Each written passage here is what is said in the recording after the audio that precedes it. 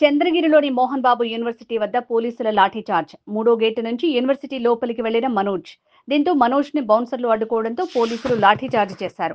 మీరు చూశారు, నన్నే ఇంటి బయట కాపడం, నన్నే ఇక్కడ రానికుండా చేయడం.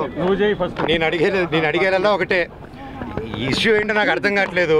నా గురించి బ్యాడ్ మాట్లాడినారు, బ్యాడ్ చేస్తారు, అంతా ఓకే అండి.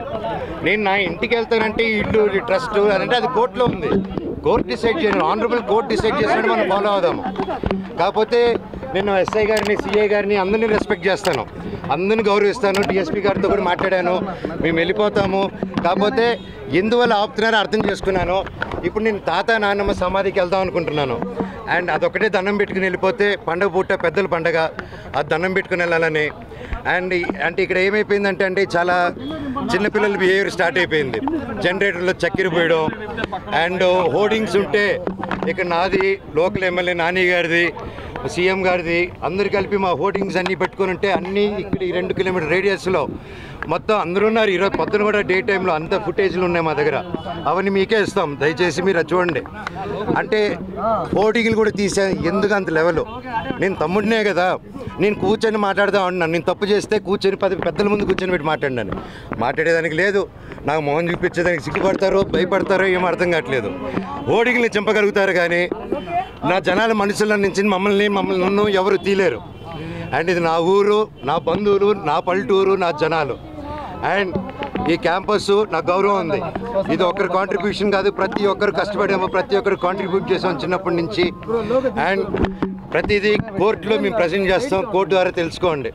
అంతేగాని కోర్టులో ఉన్నప్పుడు ఇలా ఫోర్స్ చేయడం, మా జనాల్ని, మా ఫ్యాన్స్ని, మా ఫాలోవర్స్ని బెదిరియడం, మీరు ఇక్కడికి వస్తే లాఠీ చార్జ్ చేస్తారని బెదిరిస్తూ ఉన్నారు. మేము ఇక్కడికి వస్తాం సార్, వస్తే లాఠీ చార్జ్ చేస్తాం. ఎందుకు లాఠీ చార్జ్ చేస్తారు సార్? నేను మా ఊరికి వెళ్ళినా, నా బంధువుల్ని కలిసిన, జల్లికెట్టుకు పోయినా, ఇక్కడికి వచ్చినా నేను సార్ రావచ్చు అంటే రావద్దన్నారు. సరే ఓకే, తిరుక్కుని పోతున్నాను సార్, నా తాత నాన్నమ్మ సమాధి దగ్గరికి పోతాను, మీరే పోలీసులు రండి సార్, మీరు నాతో పాటే రండి, నేను జస్ట్ 2 నిమిషాలు సమాధికి దండం పెట్టుకొని ఘాటుకి పోతాను సార్ అని చెప్పాను. ఆ పర్మిషన్ తీసుకొని సార్ వాళ్ళతో వెళ్తాను, అది రానిస్తే ఓకే, లేకపోతే ట్రై చేస్తాను. అక్కడి నుంచి స్టేషన్కి వెళ్ళి నేను నా తరఫున కంప్లైంట్ పెట్టుకుంటాను.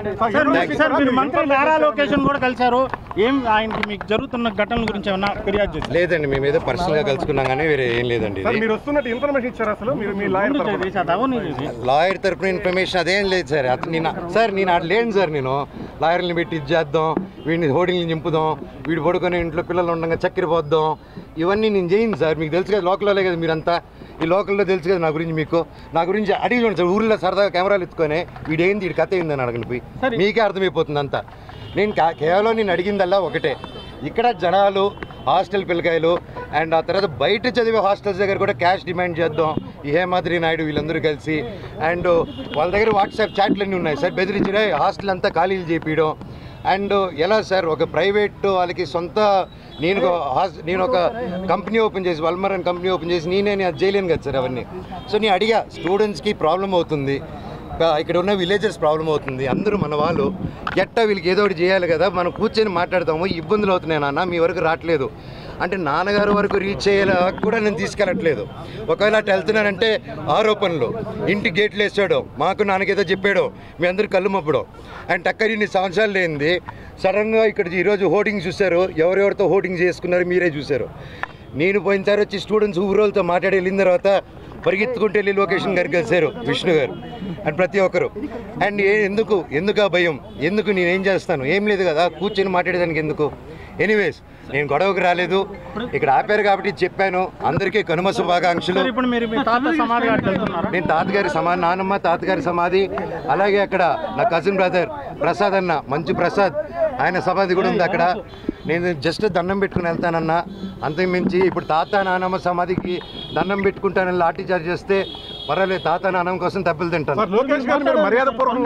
వేరే ఏం లేదండి, నేను ఎప్పుడు వచ్చినా వెళ్తాను. మా ఊరు నారవరపల్లి కూడా, అక్కడికి వెళ్ళిన నా బంధువులు నేను కలుసుకుని వచ్చినాను.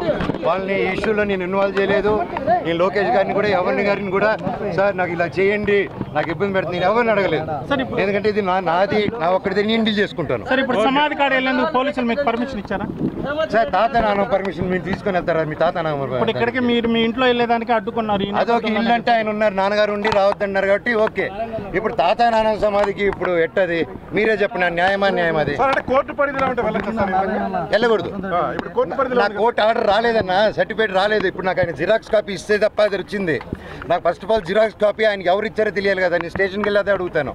సర్టిఫికేట్ అది జిరాక్స్ కాపీ నాకు కోర్టు ఇచ్చింది, అలా బయట ఇవ్వకూడదు. ఆయన చేతికి ఎవరో లోపల నుంచి ఇచ్చుంటారు కదా. నేను అప్పుడు సార్ని అడుగుతాను, సార్ ఆ పేరు ఇవ్వండి, నేను ఫైల్ ద కంప్లైంట్. సో ఇప్పుడు నేను తాత నానమ్మ గారి సమాధి దగ్గరికి వెళ్తున్నాను. దండం పెట్టుకొని నేరుగా చంద్రగిరి స్టేషన్ కానీ ఎస్పీ గారి దగ్గరికి కానీ ఎవరు పర్మిషన్ ఇస్తే అపాయింట్మెంట్ ఇస్తే అడిగి కలిసి అఫీషియల్గా లాంచ్ చేసుకొని బయలుదేరుతాను. దానికి సిగ్గుపడతారో భయపడతారో ఏం అర్థం కావట్లేదు. ఓడిగిని చంపగలుగుతారు కానీ నా జనాల మనుషుల నుంచి మమ్మల్ని ఎవరు తీలేరు.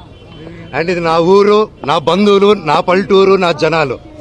అండ్ ఈ క్యాంపస్ నా గౌరవం ఉంది. ఇది ఒక్కరి కాంట్రిబ్యూషన్ కాదు, ప్రతి ఒక్కరు కష్టపడాము, ప్రతి ఒక్కరు కాంట్రిబ్యూట్ చేసాం చిన్నప్పటి నుంచి.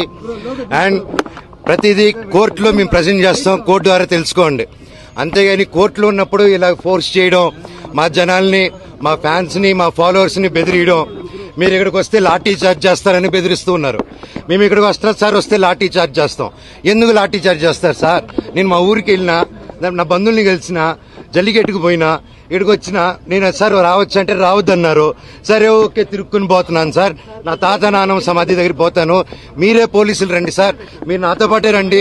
నేను జస్ట్ 2 నిమిషాలు సమాధికి దండం పెట్టుకొని ఘాటుకి పోతాను సార్ అని చెప్పాను.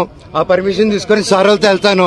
అది రానిస్తే ఓకే, లేకపోతే ట్రై చేస్తాను. అక్కడి నుంచి స్టేషన్కి వెళ్ళి నేను నా తరపున కంప్లైంట్ పెట్టుకుంటాను. సార్ మీరు మంత్రి నారా లోకేష్ కూడా కలిశారు, ఏం ఆయన మీకు జరుగుతున్న ఘటనల గురించి ఏమైనా ఫిర్యాదు చేశారా? లేదండి, మేము ఏదో పర్సనల్ గా కలుసుకున్నాం కానీ వేరే ఏం లేదండి. ఇది లాయర్ తరపున ఇన్ఫర్మేషన్ అదేం లేదు సార్. నేను అట్లా లేను సార్. నేను లాయర్ని పెట్టి చేద్దాం, వీడిని హోర్డింగ్ని చింపుదాం, వీడు పడుకొని ఇంట్లో పిల్లలు ఉండగా చక్కెర పోద్దాం, ఇవన్నీ నేను చేయను సార్. మీకు తెలుసు కదా, లోకల్లో కదా మీరంతా, ఈ లోకల్లో తెలుసు కదా నా గురించి. మీకు నా గురించి అడిగి చూడండి సార్. ఊర్లో సరదాగా కెమెరాలు ఎత్తుకొని వీడేంది, వీడి కథ ఏందని అడగని పోయి మీకే అర్థమైపోతుంది అంతా. నేను కేవలం నేను అడిగిందల్లా ఒకటే, ఇక్కడ జనాలు, హాస్టల్ పిల్లకాయలు అండ్ ఆ తర్వాత బయట చదివే హాస్టల్స్ దగ్గర కూడా క్యాష్ డిమాండ్ చేద్దాం. ఈ హేమాద్రి నాయుడు వీళ్ళందరూ కలిసి, అండ్ వాళ్ళ దగ్గర వాట్సాప్ చాట్లన్నీ ఉన్నాయి సార్, బెదిరించే హాస్టల్ అంతా ఖాళీలు చేపించడం. అండ్ ఎలా సార్, ఒక ప్రైవేట్ వాళ్ళకి సొంత, నేను ఒక కంపెనీ ఓపెన్ చేసి, వల్మరన్ కంపెనీ ఓపెన్ చేసి నేను అది చేయలేను కదా సార్ అవన్నీ. సో నేను అడిగా, స్టూడెంట్స్ కి ప్రాబ్లం అవుతుంది, ఇక్కడ ఉన్న విలేజర్స్ ప్రాబ్లం అవుతుంది, అందరూ మన వాళ్ళు, ఎట్టా వీళ్ళకి ఏదో ఒకటి చేయాలి కదా, మనం కూర్చొని మాట్లాడతాము. ఇబ్బందులు అవుతున్నాయి నాన్న, మీ వరకు రావట్లేదు అంటే నాన్నగారు వరకు రీచ్ అయ్యేలా కూడా నేను తీసుకెళ్లట్లేదు.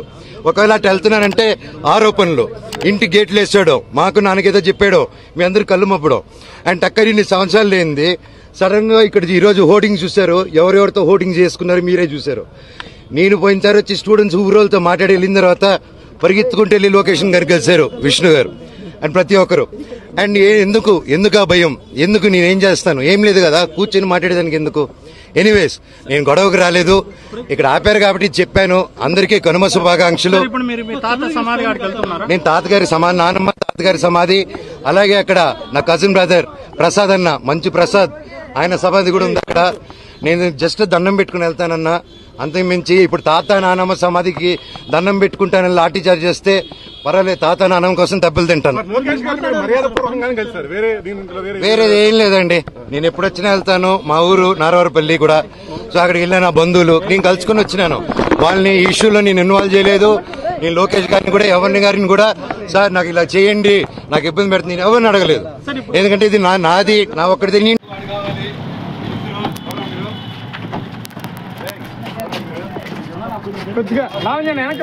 మేడం మేడం ఉన్నారు, వెనకరా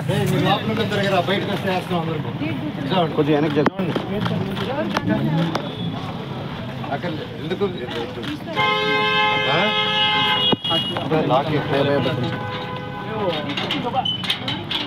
ఎవరు మీరంతా? సిఐ గారు రమ్మనండి.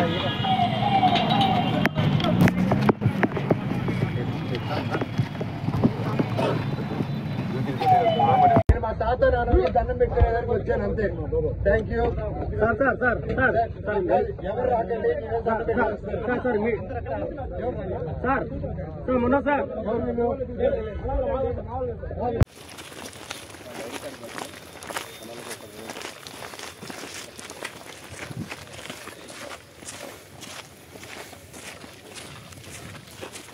సార్ లేడీ కానిస్టేబుల్ చెప్తారు కొంచెం.